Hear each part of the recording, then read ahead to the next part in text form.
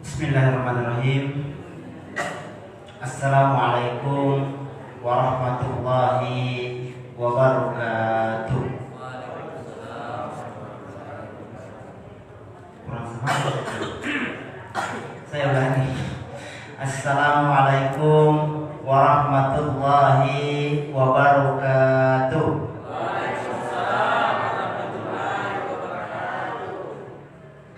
Yang saya hormati dan banggakan pengurus dan jamaah masjid Nur Amri yang tercinta ini, yang saya hormati para rekan-rekan members Bikers Muslim Kabupaten Bulukumba yang menyempatkan diri untuk hadir di acara duduk-duduk dengan ceramah. Yang saya hormati para peserta live streaming yang menonton lewat akun Facebook di Bikers Muslim Kabupaten Bulukumba. Alhamdulillahi hamdan katsiran thayyiban mubarakan fi ahlas sana'i wal majd ahaqqu ma qala al-'abd wa kulluna lahu 'abd wa la yanfa'u dzal jaddi minkal jadd. Allahumma inna nas'aluka hubbak wa hubba man yuhibbuk wa hubba amali yuqarribuna ila hubbik. Allahumma amin. Amma ba'd. Para hadirin yang kami cintai semua karena Allah, alhamdulillah segala puji bagi Allah yang telah mempertemukan kita di masjid yang bahagia dan membahagiakan yang kita cintai bersama ini. Segala puji bagi Allah yang telah memberikan kepada kita nikmat sehat, di mana semua orang sakit tidak ada doanya yang diharapkan untuk diijabah kecuali meminta kesehatan. Sambil kita doakan rekan-rekan kita yang masih terbaring sakit, ada kapten kita, ada bendahara kita dan kawan-kawan yang lain, baik yang kita kenal maupun yang kita tidak kenal. Segala puji bagi Allah yang memberikan kita tambahan umur. Karena semua orang yang telah meninggal tidak ada doanya kecuali meminta waktu sedikit, barulah mau bersedekah, barulah mau soleh. Oleh karena itu, satu hal yang perlu kita syukuri yaitu tambahan umur. Salawat dan taslim kepada guru besar kita Nabi Muhammad SAW. Semoga salawat kita kepada beliau mengantarkan kita untuk bertemu dengan beliau di surga Firdaus. Allahumma amin. Amma ba'd. Para hadirin, insyaallah saya hanya menyampaikan ceramah sekitar 15 menit. Selebihnya itu adalah session tanya jawab. Saya mau ada dialog, baik laki-laki maupun perempuan di belakang ibu-ibu. Ada dialog. Oleh karena saya juga sambil menjaga suara, makanya saya bawa jahe. Oleh karena sudah sesi ketiga saya ceramah, khutbah Jumat, teletilawah tadi di radio SPN, lanjut lagi dukem. Sebentar setelah ini lanjut lagi di BTN 2. Kalau tidak jaga kesehatan, terlalu banyak memaksakan diri bisa drop lagi, apalagi baru beberapa hari sembuh. Maka saya mau ada sesi tanya jawab. Insya Allah materi kita kali ini sebagaimana materi lanjutan kita di Bikers Muslim, saya mau bagi dua sesi dalam waktu 15 menit, masing-masing 7 menit. Sekarang waktu menunjukkan jam 7:45. Sesi pertama adalah materi pengulangan dari materi yang pernah ditanyakan, yang sesungguhnya adalah materi lanjutan dari pembahasan kitab Minhajul Muslim, yaitu hukum sholat berjamaah bagi wanita. Hukum sholat berjamaah bagi wanita ini masih kontroversi sampai saat ini. Dalam kitab Minhajul Muslim pada halaman 387, 86, 88 Di sini kita mendapatkan penjelasan bahwa hukum untuk wanita sholat berjamaah di masjid hukumnya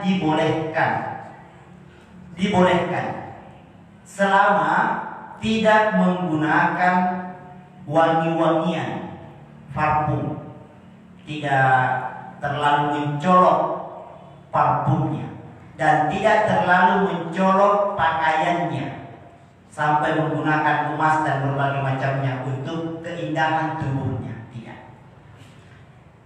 Adapun wanita sholat berjamaah di masjid, ada dua pendapat ulama. Ada ulama yang mengatakan lebih afdal sholat di rumah daripada di masjid. Ada ulama yang mengatakan lebih afdal sholat di masjid daripada di rumah. Bagaimana penjelasannya masing-masing? Penjelasan pertama ialah pada dasar hukum perempuan sholat berjamaah di masjid itu adalah sunnah. Sunnah yang kebanyakan umat Islam pahami adalah ketika dikerja dapat pahala, tidak dikerja tidak apa-apa. Inilah yang membuat masjid-masjid kita terjadi kekosongan karena sunnah di ustaz. Sunnah di akhirnya kosong, ya toh? Nah, sekarang bagaimana? Kita melihat sesuai dengan dalil-dalil yang ada tentang perempuan sholat berjamaah di masjid. Pertama, perhatikan surah Al-Baqarah ayat 43 lembaran keempat. Wa aqimus sholat wa atuz zakat warka'u ma'ar raki'in. Wa aqimus sholat, tunaikan, dirikanlah sholat. Wa atuz zakat, keluarkan zakat. Warka'u ma'ar raki'in, rukulah bersama orang-orang ruku. Dalam kaidah usul fikih dikatakan bahwa al-aslu fil amri wajibun. Semua kata perintah dalam Al-Quran hukumnya wajib, kecuali ada dalil yang menyangka. Sementara keterangan dari Al-Quran ini adalah fi'il amr, kata perintah. Dan tidak ada penjelasan dalam satu tafsir pun yang mengatakan bahwa warka'u ma'ar raki'in, rukulah bersama orang-orang ruku, yang menjelaskan bahwa hanya untuk laki-laki, tapi juga untuk perempuan. Ini perlu dipahami. Dua, orang yang mengatakan bahwa lebih afdal salat di rumah daripada di masjid, asbabul furuj. Hadisnya ialah ketika Nabi Sallallahu Alaihi Wasallam melihat Ammar bin Yasir, para sahabat banyak yang diganggu wanita-wanita, termasuk Sumayyah, sahabat Nabi Sallallahu Alaihi Wasallam, sahabiah, kalangan sahabiah perempuan yang disiksa bahkan diganggu oleh kafir Quraisy di Makkah pada saat itu. Nabi Sallallahu Alaihi Wasallam sendiri sholat di sekitaran Ka'bah, beliau dikalungi oleh usus kambing oleh orang-orang kafir. Lalu beliau mengatakan, wahai sahabiah perempuan, tidak usah sholat di masjid, di rumah saja masing-masing, karena itu lebih aman. Jadi pertimbangan keamanan. Sekarang ketika Nabi pindah ke Madinah, Nabi mengatakan, la tamna'u ima'allahi masajidallah. Janganlah engkau menghalangi para wanita-wanita Allah untuk menikmati berkah yang ada di masjid Allah. Artinya Nabi menyuruh perempuan untuk ke masjid pada saat di Madinah, karena sudah aman, tidak ada lagi hambatan, tidak ada rintangan. Sama dengan perempuan kita hari ini, tidak ada halangan, tidak ada faktor keamanan yang mengancam ketika kita ke masjid, maka sudah dibolehkan ke masjid. Tiga, perhatikan tanda iman, surah At-Taubah ayat 18. Innama ya'muru masajidallah man amana billahi wal yawmil akhir. Innama ya'muru masajidallah, sesungguhnya orang yang memakmurkan masjid Allah, man amana billah, siapa yang beriman kepada Allah. Tanda iman itu rajin ke masjid, laki perempuan. Kalau kita menggunakan kaidah usul yang mengatakan fahmul mukhalafah, perbandingan terbalik, maka satu benang merah yang dapat kita tarik bahwa cari tamate itu kalau ada orang beriman lalu jarang kelihatan di masjid. Saya ulangi, cari tamate itu kalau ada orang mengaku beriman jarang kelihatan di masjid. Walaupun banyak alasannya, karena sekarang tidak dicari lagi orang pintar, banyak sekali orang pintar beri alasan. Apa alasannya? Tidak ke masjid, Ustaz. Salah satu jamaah tidak cocok, Pak. Tidak ke masjid Ustaz, saya tidak cocok dengan Pak Imam, berbeda fikihku misalnya. Saya tidak ke masjid Ustaz, pernah dikecewakan oleh pengurus. Oh mohon maaf, mungkin alasan tak masuk akal, tapi tidak masuk dalam logika iman. Kita mati, disolati di mana? Mau disolati di rumah atau di masjid? Masyaallah muslimin rahimahullah. Itu yang kedua. Yang ketiga, yang keempat adalah coba kita mengenang kembali kisah orang buta, sahabat Abdullah bin Ummi Maktum. Datang kepada Nabi sallallahu alaihi wasallam, apakah saya boleh sholat di rumah ya Rasulullah? Nabi mengatakan, Nabi diam pada saat itu, menunjukkan hadis takriri, membolehkan dalam kondisi diam. Lalu kemudian sahabat Abdullah bin Ummi Maktum meninggalkan Nabi. Ketika jauh-jauh dipanggil Nabi kembali. Hasanita tidak boleh sholat. Apakah kamu mendengar panggilan itu azan untuk sholat? Artinya azan. Lalu sahabat Abdullah bin Ummi Maktum mengatakan, na'am ya Rasulullah. Nabi menjawab, fa'ajiblah walaupun tahabwan. Datanglah walaupun engkau merangkak. Orang buta disuruh ke masjid. Bagaimana dengan kita yang melihat? Yang keempat. Yang kelima, saya persingkat. Selamat datang Mujino, MC andalan kita.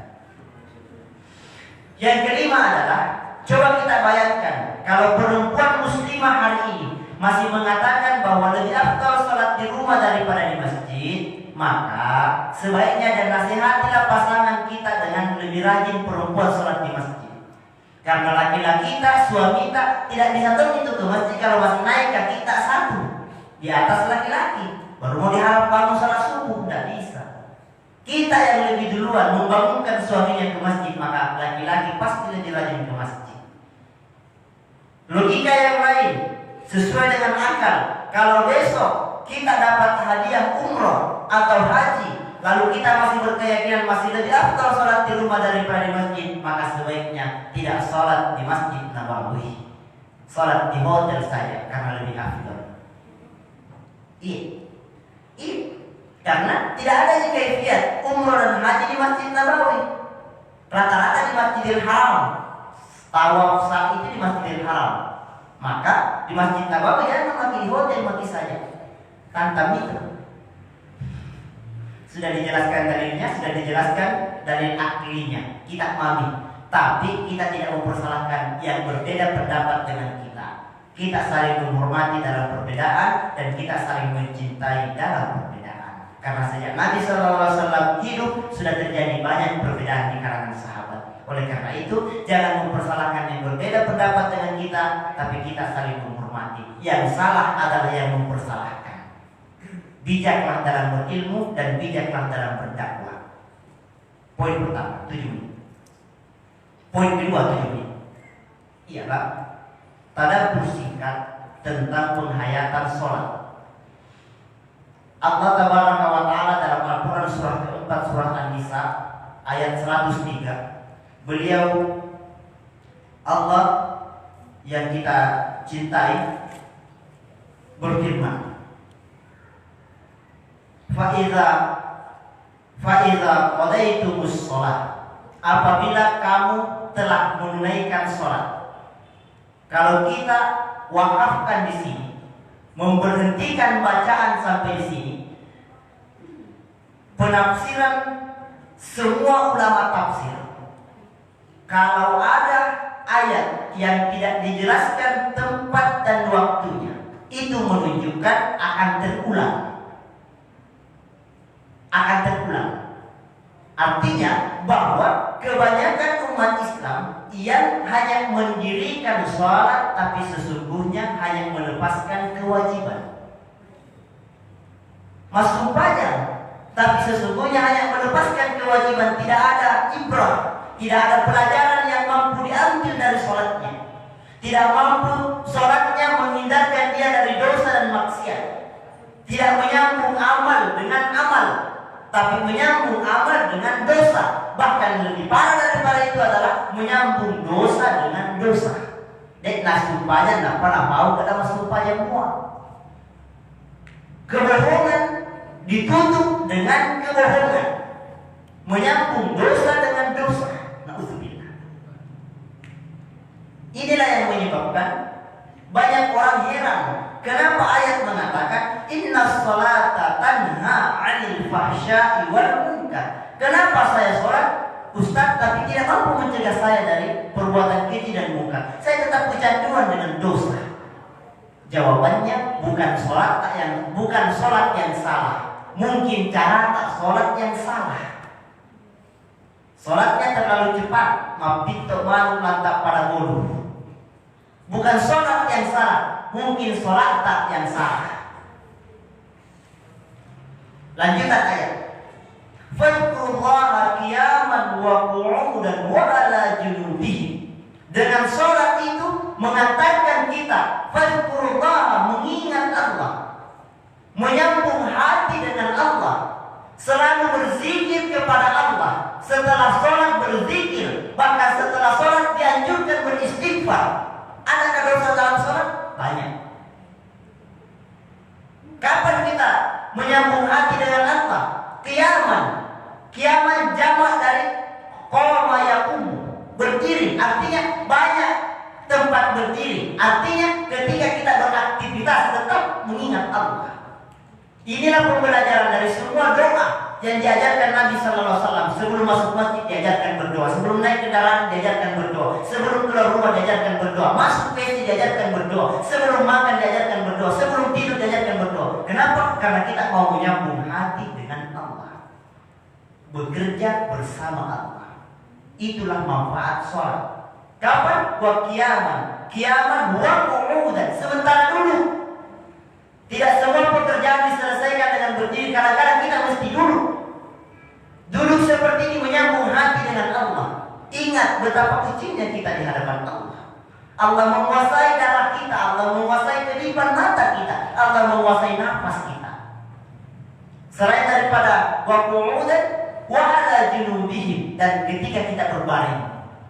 Ketika kita berbaring tetap kita mengingat Allah. Berbaring dalam kondisi tidur maupun berbaring dalam kondisi istirahat, atau kita berbaring dalam kondisi kita sakit, kita sedih melihat saudara kita yang sedang sakit tapi tidak sholat. Elok di mati mau para masuk pajang. Lihat, jalan-jalanlah ke rumah sakit. Bagaimana sebagian saudara kita sakit tidak sholat.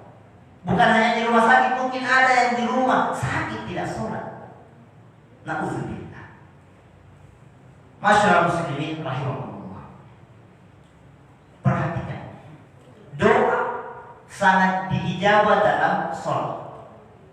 Surah Al-Imran ayat 38-39. Hunalika da'a Zakaria rabbah. Ingatlah ketika Nabi Zakaria menyeru kepada Tuhannya. Qala rabbi habli min ladunka dzurriyyatin thayyibah. Ya Allah, berikan saya keturunan darimu yang baik. Nabi Zakaria istrinya divonis monopolis, tidak bisa melahirkan. Nabi Zakaria sudah tua, rentah, tidak mungkin secara akal manusia, secara medis bisa melahirkan. Tetapi di luar akal manusia, Nabi Zakaria berdoa kepada Allah minta keturunan. Lalu menutup doanya dengan innaka sami'ud du'a, karena sesungguhnya Engkaulah ya Allah yang maha menerima doa kami. Dengan penuh keyakinan Nabi Zakaria berdoa. Apa jawaban dari Allah? Fanadatul malaika wa huwa qa'imun yusalli bil mihrab. Lalu turunlah malaikat Jibril untuk memberikan berita gembira kepada Nabi Zakaria dalam kondisi beliau masih berdiri sholat. Masih berdiri sholat, Nabi Zakaria doanya diijabah oleh Allah. Inna Allaha yubashiruka biyahya musaddiqan, dan seterusnya. Sesungguhnya Allah memberikan berita gembira kepada Nabi Zakaria atas putranya, akan lahirnya putra yang bernama Yahya yang hidup. Oleh karena tidak ada orang percaya bahwa istrinya Nabi Zakaria akan hamil lagi. Subhanallah. Dalam hadis Nabi Sallallahu Alaihi Wasallam, ini penghayatan tambahan sudah berulang kali, bahwa aqrabu ma yakunul 'abdu wa rabbahu wa huwa sajid. Tempat yang paling dekat antara Allah dengan hambanya ialah sujud. Fa'akthirud doa, perbanyaklah doa di dalam sujud. Inilah yang dilakukan oleh Nabi Zakaria. Tidak ada yang mustahil dalam doa. Dan doa yang paling dekat itu adalah dalam sholat. Terakhir, tuntunan Nabi Sallallahu Alaihi Wasallam tentang sholat ialah shollu sholatan muwaddi'. Sholatlah sebagaimana engkau sholat terakhir. Setiap kali kita sholat, hayatilah.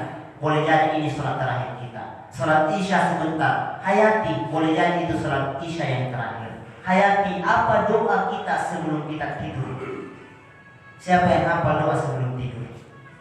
Bismika Allahumma ahya wa bismika amutu. Ya Allah, dengan namamu saya hidup, dengan namamu saya mati. Kita akan mati. Kita akan mati sejenak.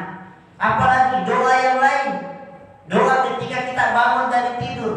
Alhamdulillahilladzi ahyana ba'da ma amatana. Alhamdulillahilladzi ahyana ba'da ma amatana wa ilaihin nusyur. Ya Allah, segala puji bagimu yang telah mematikan saya lalu menghidupkan kembali. Kita sudah mati. Bagaimana kalau kita tidak bangun-bangun? Boleh jadi besok zuhur, mayat kita yang disolati. Hayati tuntunan Nabi Sallallahu Alaihi Wasallam.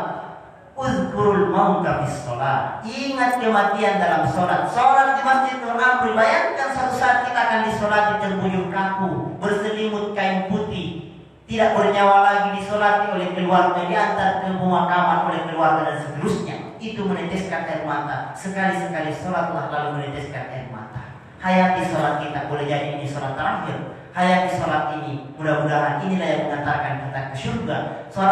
Hayati sholat kita. Boleh jadi inilah awalan yang memasukkan kita ke surga.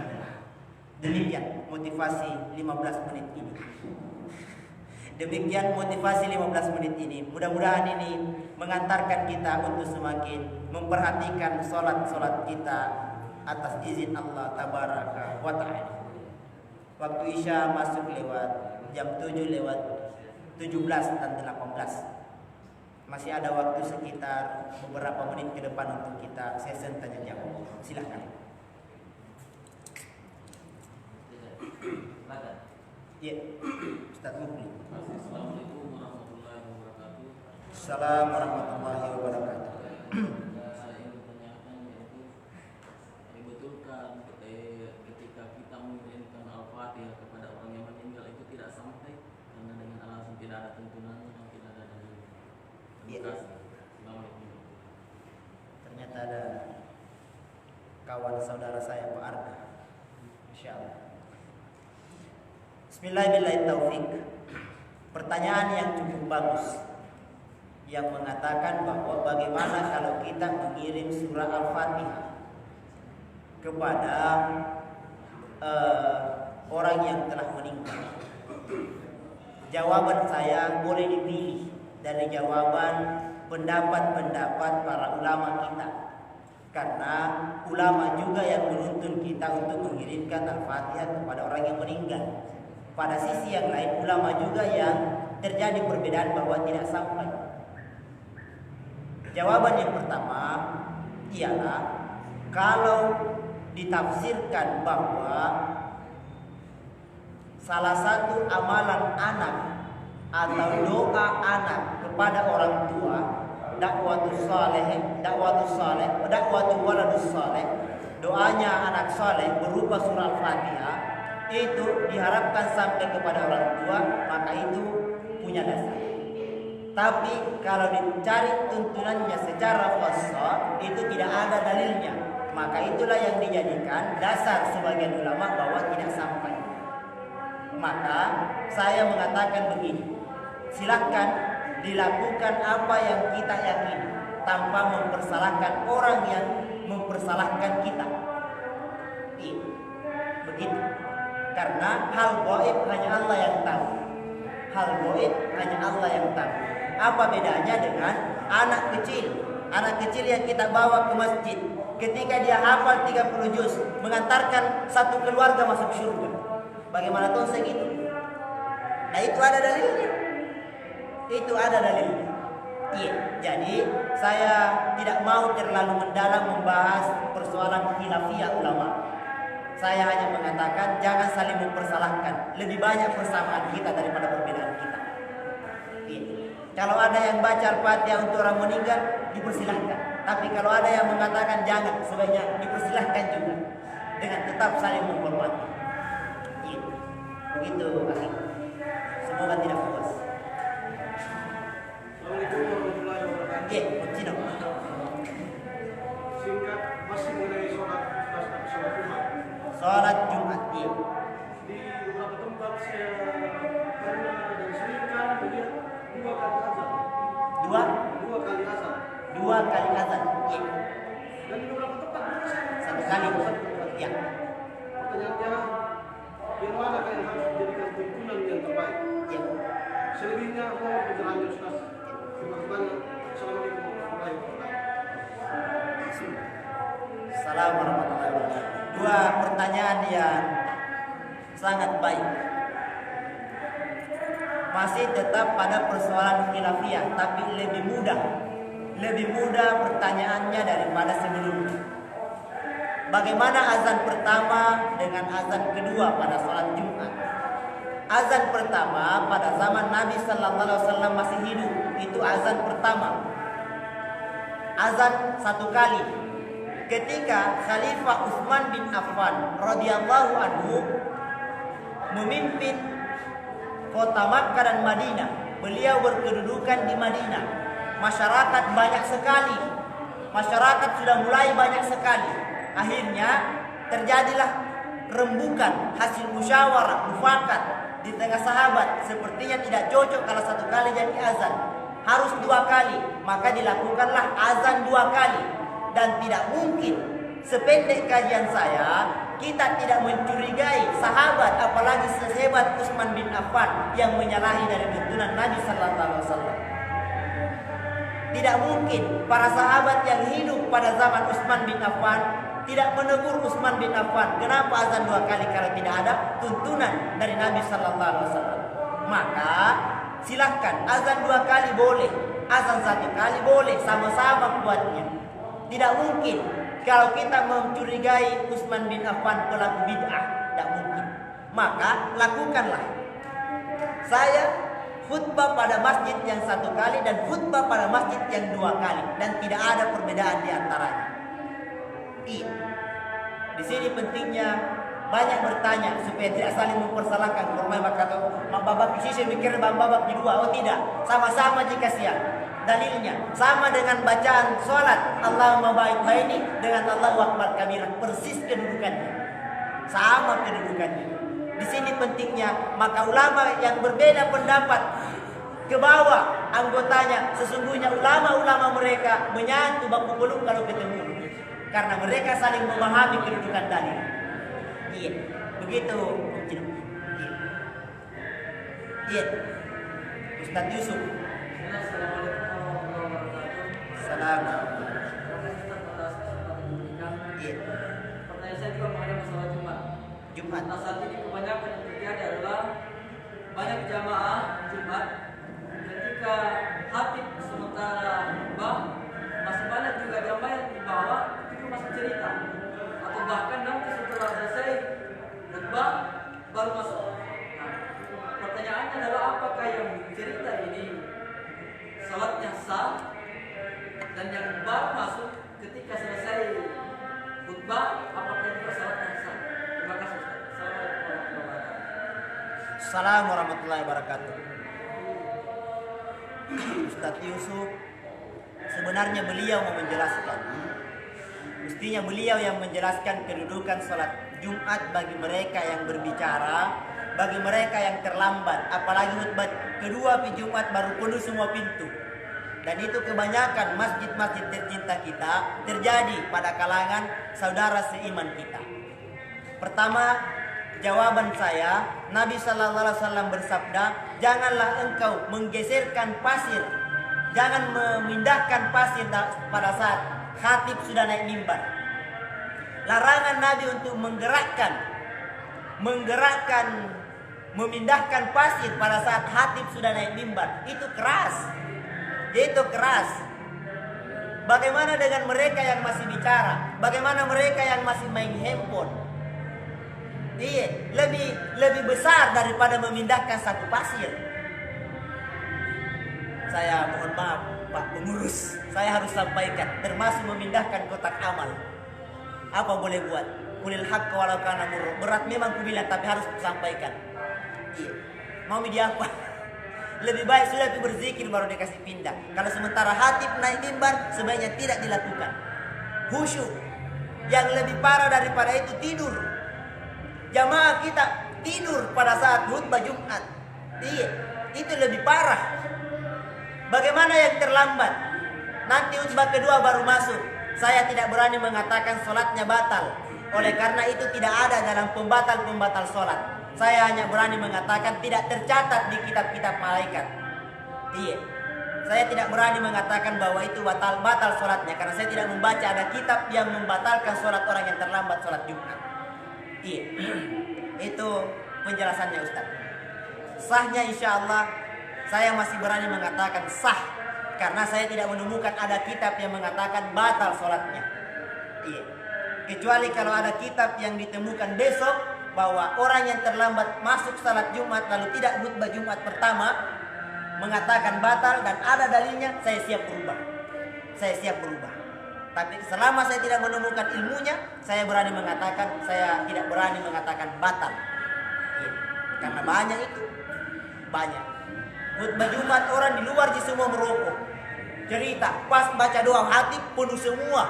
Dari mana semua ini? Itu bahaya. Iya, dan ini banyak terjadi di masyarakat kita. Maka saya mengatakan saya tidak berani mengatakan batal oleh karena tidak ada dalil yang saya pegang dan saya takut menyampaikan hal yang saya tidak ketahui. Iya. Itu pertemuan kita. Iya. Iya, iya. Iya. Celengan. Iya. Ini terus terang saja. Iya. Barangkali persentasenya itu 90%. Di masjid itu adalah Ya. khutbah sementara khutbah ini. Iya. Ya, jadi dia posisinya ini di mana? Apakah sama dengan orang bercerita sementara khutbah atau bagaimana? Satu. Yang kedua kaitannya dengan dua azan tadi. Ya. Kalau di Madinah itu di Mekah itu 2 kali azan. 2 kali azan. Jangankan sholat khutbah, tapi masih jam berapa itu? Jam 2 lewat. Ya. Sudah azan. Ya. Sesudah itu berjam-jam itu 1 jam atau 2 jam kali azan lagi. Ya.